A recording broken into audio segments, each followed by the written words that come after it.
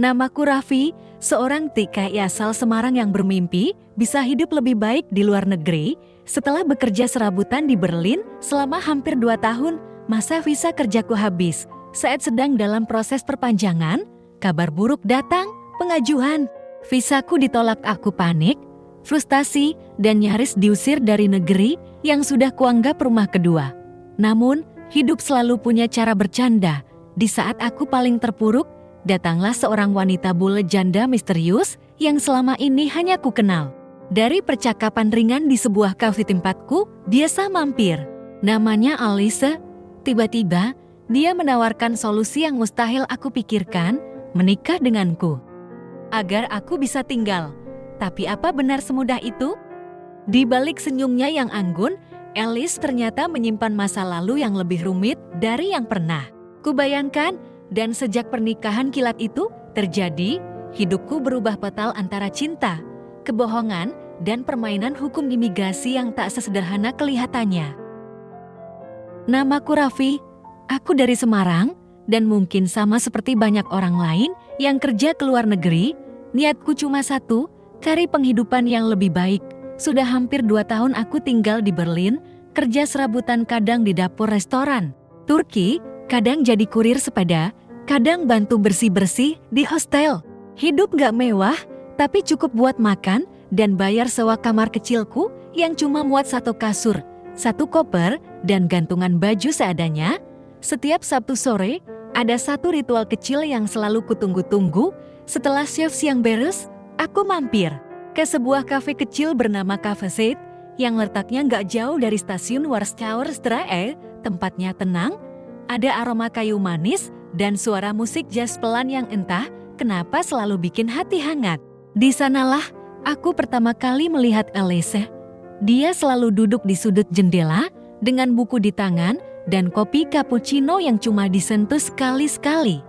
Perempuan Eropa berusia 40-an, rambut pirang terang, wajahnya tenang, tapi tatapannya seperti menyimpan musim dingin. Aku gak pernah benar-benar ngobrol panjang dengannya, cuma tukar sapa singkat dan senyuman sekilas. Tapi anehnya, tiap kali aku lihat dia, aku merasa kayak ada yang mengamati balik. Gak menyeramkan, lebih kayak diam-diam peduli. Hari itu, Sabtu pagi di awal musim semi, aku baru saja dapat kabar buruk. Maaf, permohonan perpanjangan visamu ditolak, kata wanita berseragam di kantor imigrasi. Kamu hanya punya waktu 14 hari sebelum prosedur deportasi dilakukan. Dunia rasanya runtuh. Aku berjalan pulang seperti zombie. Di kepala hanya ada 1 kalimat yang muter terus. Aku bakal diusir. Gagal, aku udah kerja sekuat tenaga. Jaga reputasi baik, bayar pajak, semua administrasi beres. Tapi entah kenapa tetap ditolak. Katanya sih, karena kuota visa kerja tahun ini dikurangi dan aku bukan prioritas. Sore itu, aku tetap mampir ke Cafe Set. Mungkin karena itu satu-satunya tempat yang terasa seperti rumah. Aku duduk di meja pojok, kepala tertunduk, tangan menggenggam cangkir kopi yang rasanya hambar. Kamu kelihatan gak baik-baik saja hari ini. Suara itu datang dari Alice. Aku kaget. Dia berdiri di dekat mejaku, membawa cappuccino seperti biasa. Boleh duduk? Tanyanya. Aku cuma mengangguk, lidahku keluh. Malu juga kalau harus cerita soal status imigrasi ke orang asing. Aku ditolak visa kerjanya, kataku akhirnya mau dideportasi. Alice mengangguk pelan, gak ada reaksi dramatis. Dia hanya menyeruput kopinya, lalu menatapku lekat. Kamu gak punya opsi lain? Banding, misalnya? Sudah coba, tapi banding bisa makan waktu berbulan-bulan. Sementara aku harus pergi 2 minggu lagi. Alice menatap keluar jendela. Lalu, tanpa melihatku, dia berkata pelan, kalau kamu menikah dengan warga negara Jerman, kamu bisa tetap tinggal. Aku nyaris menyemburkan kopi. Apa? Dia menoleh, matanya tetap tenang.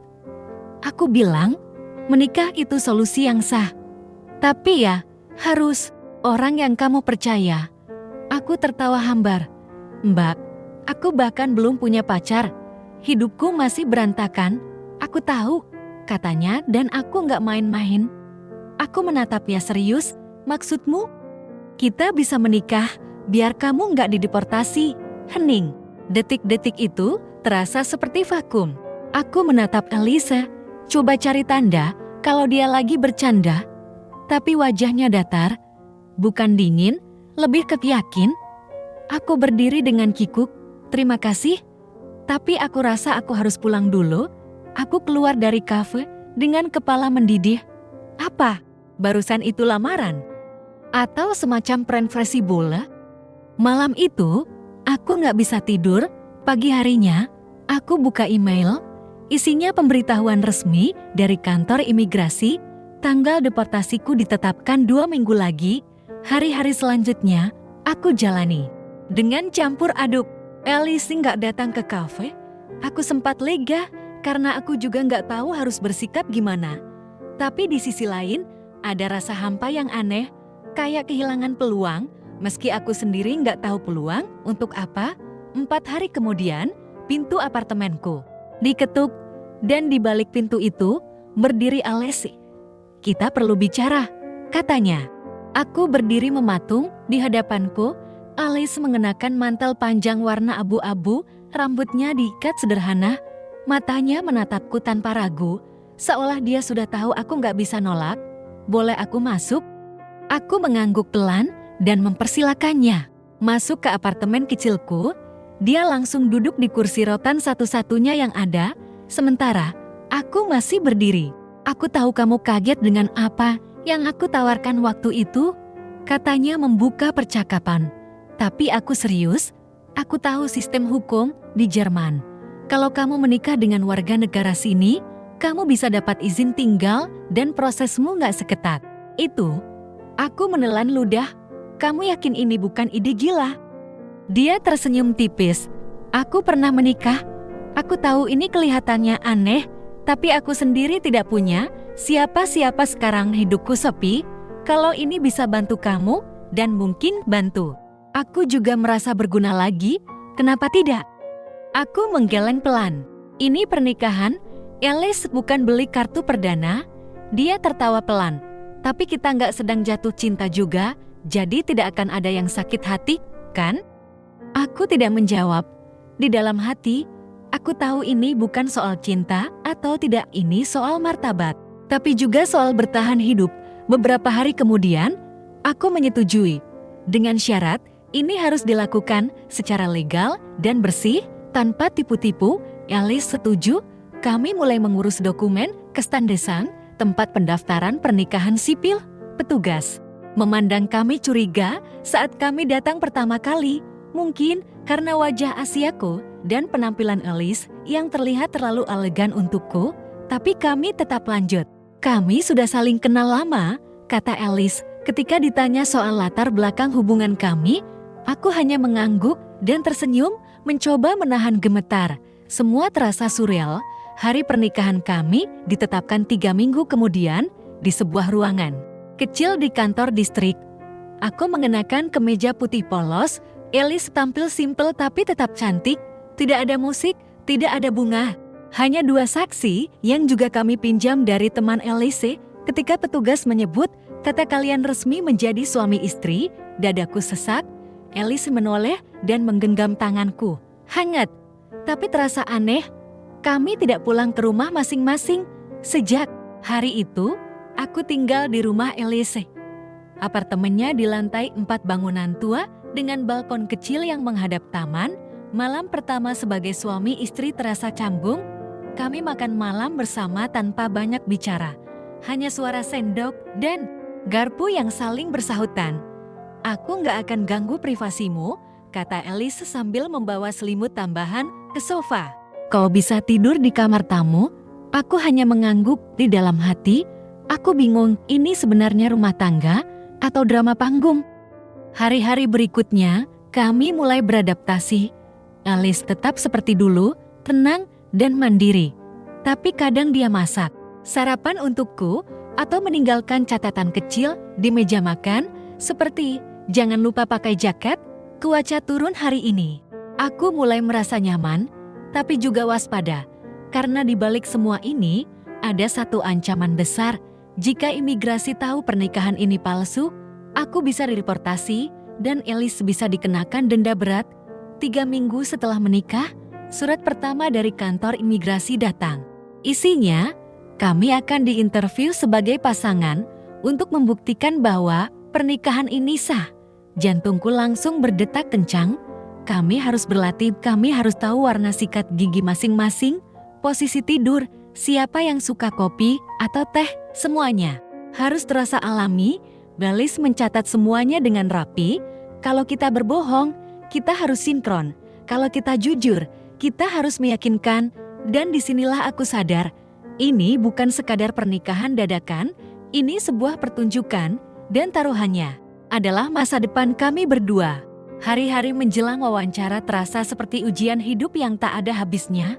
Elis dan aku mulai seperti sepasang aktor yang sedang menyusun naskah.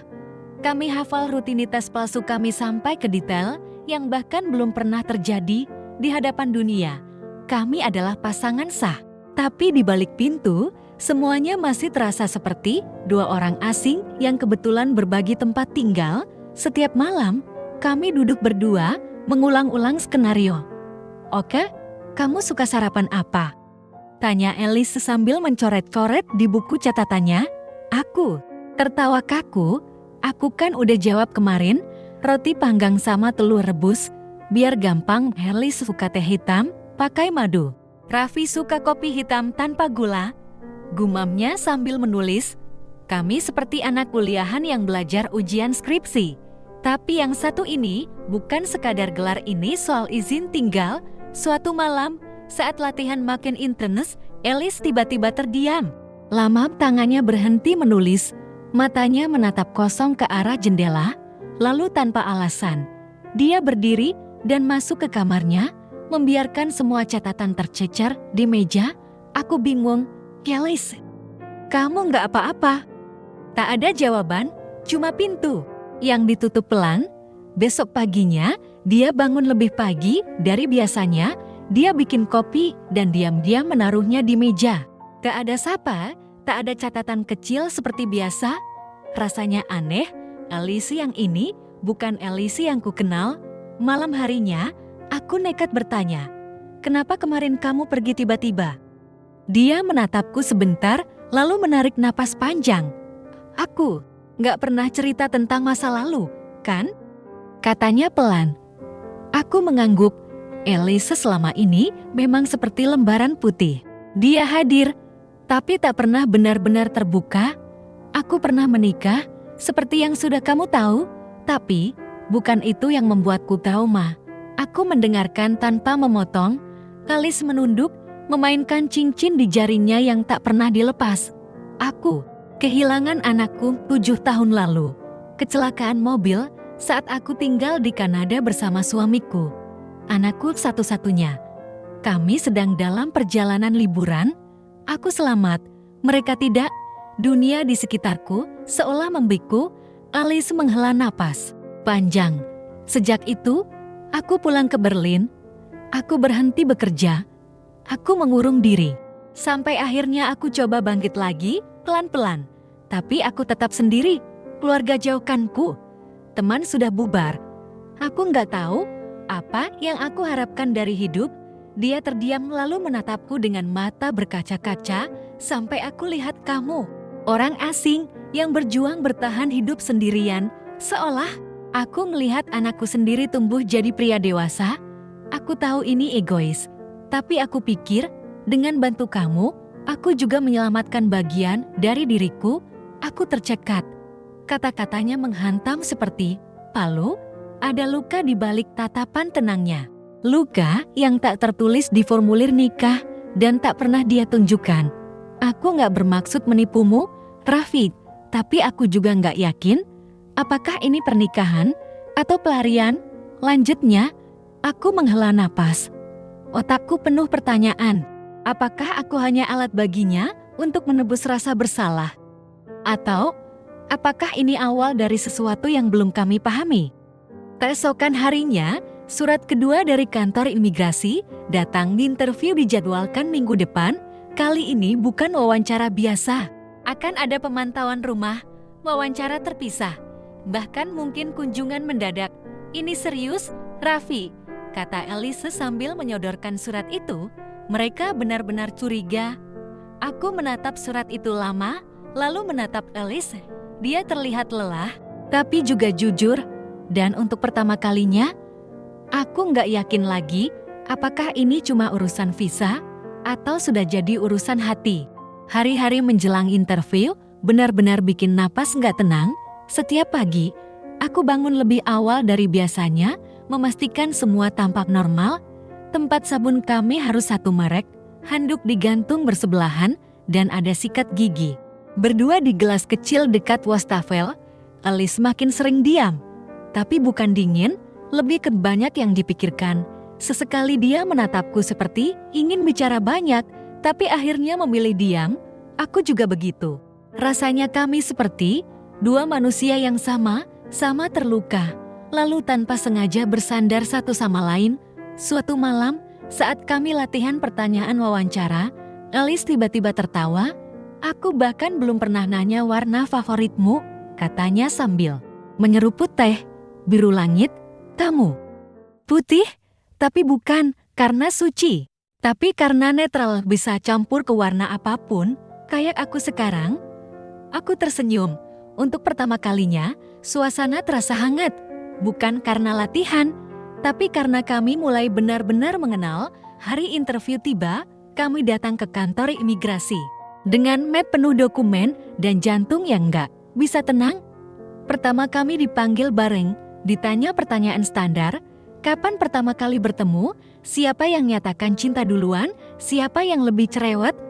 Kami saling melempar senyum, dan entah kenapa, sebagian besar jawabannya benar-benar keluar dari hati. Bukan karena kami menghafalnya, tapi karena ternyata kami benar-benar mengalami itu selama beberapa minggu terakhir. Lalu kami dipisahkan. Di ruangan lain, seorang petugas pria paruh baya menanyai aku.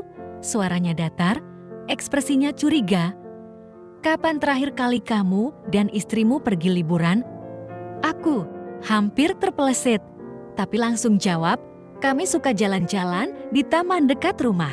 Belum sempat keluar kota. Berapa ukuran sepatu istrimu? Nomor 38, dia pernah cerita. Setelah 30 menit interogasi, aku keluar dengan peluh di dahi. Elise masih di ruangan lain. Kami pulang dengan diam, tapi saling menatap seperti baru melewati ujian akhir kuliah hidup. 2 hari kemudian, rumah kami didatangi secara mendadak oleh 2 petugas imigrasi. Mereka bilang ini kunjungan verifikasi. Mereka masuk, memeriksa semua kamar mandi, dapur, bahkan foto-foto di dinding. 1 dari mereka memegang bingkai foto yang berisi gambar kami berdua di dapur. Itu hasil swafoto beberapa hari lalu, kami pasang buat kelihatan alami. Bagus ini, katanya datar. Tapi kok agak kaku ya senyumnya? Aku cuma tertawa kecil. Kami memang bukan model. Setelah mereka pergi, Elise terduduk di sofa, tangannya gemetar. Kenapa mereka seperti detektif kriminal?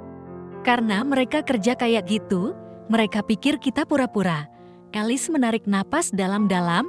Kalau mereka tahu yang sebenarnya, kamu akan dideportasi. Aku bisa didenda puluhan ribu euro. Aku tahu itu, tapi entah kenapa, sekarang aku lebih takut kehilangan rumah ini. Bukan karena dindingnya, tapi karena Elise. Malam itu, aku tidur di sofa. Tapi sebelum tidur, Elise duduk di sampingku. Kalau besok mereka ambil kamu, apa yang akan kamu lakukan? Aku diam lama, aku nggak tahu. Tapi satu yang pasti, aku bakal kangen kamu. Elise tersenyum, matanya basah. Aku juga, dan malam itu, untuk pertama kalinya sejak kami menikah, aku merasa seperti punya istri, bukan dalam status hukum, tapi dalam rasa. Pagi itu, matahari terasa lebih terang dari biasanya, tapi di dalam dadaku ada mendung yang menggantung. Pukul 10 tepat, surat dari kantor imigrasi datang. Elise yang mengambil dari kotak surat di lobi, lalu menyerahkannya padaku tanpa kata, "Silakan." "Buka," katanya pelan. Tanganku gemetar saat merobek amplop putih itu. Suratnya pendek. Intinya, mereka belum bisa memberi keputusan akhir. Tapi selama proses investigasi lanjutan berjalan, aku diizinkan tinggal di Jerman, statusnya disebut sebagai pengawasan terbuka. Aku membaca ulang kalimat itu 3 kali. Elise menatapku bingung. Gimana? Aku boleh tinggal? Setidaknya sementara. Alice menutup wajahnya dengan kedua tangan. Lalu, untuk pertama kalinya sejak semua ini dimulai, dia menangis di hadapanku, bukan tangisan pelan, tapi lepas, jujur, seperti beban bertonton akhirnya dilepas dari pundaknya. Aku mendekat, menggenggam tangannya. Kami duduk berdua di lantai. Ruang tamu, di antara surat yang masih tergenggam dan mata yang merah, ada kelegaan yang tak bisa diungkapkan kata-kata. Aku capek, bisik Elise. Aku juga, jawabku. Tapi, kalau kamu masih mau, aku ingin tetap di sini, bukan cuma karena visa, tapi karena aku suka rumah ini, dan kamu, dia menoleh. Wajahnya basah, tapi matanya hangat. Aku nggak tahu kita ini apa, Rafiq, kita bukan pasangan sempurna. Pernikahan kita dimulai dari alasan yang aneh, tapi kita nyata, kita bukan pasangan yang sok romantis, tapi kita belajar saling ngerti. Kita masak bareng, tidur di atap pas malam panas, nonton film jelek sambil ketawa. Itu semua bukan akting. Dia tertawa kecil. Dan kamu tahan tinggal serumah sama janda pemarah dan pecinta teh. Dan kamu tahan tinggal serumah sama cowok kiri yang hobi goreng telur dan sering nyanyi sumbang di kamar mandi. Kami tertawa, lama untuk pertama kalinya, tanpa beban. Beberapa hari setelahnya, aku mulai kerja lagi. Alice juga kembali mengurus studio lukis kecilnya di pojok kota. Kami mulai hidup seperti pasangan sungguhan, tanpa skenario, tanpa catatan hafalan. Satu malam, saat kami makan malam di balkon, Alice berkata, "Aku pikir kita bisa mulai ulang." Aku menoleh. Mulai apa? Mulai dari awal. Bukan sebagai penyelamat dan orang yang diselamatkan, tapi sebagai dua orang yang saling memilih, bukan karena kewajiban, tapi karena ingin. Aku terdiam sejenak, lalu mengangguk, boleh, tapi boleh juga kalau kita tetap tidur terpisah. Seminggu lagi, biar aku bisa bebas kentut. Dia melempar serbet ke arahku sambil tertawa. Deal, dan begitulah pernikahan palsu kami berubah menjadi kisah nyata yang gak pernah kami rencanakan. Bukan yang sempurna, tapi sungguh-sungguh, karena ternyata rumah bukan tempat tinggal, tapi tempat di mana kamu merasa diterima, meski kamu datang sebagai orang asing. Dan aku akhirnya menemukan rumah itu di balik cangkir teh milik seorang janda bul yang pernah menyelamatkanku dari deportasi dan dari kesepian yang lebih sunyi dari imigrasi manapun. Tamat.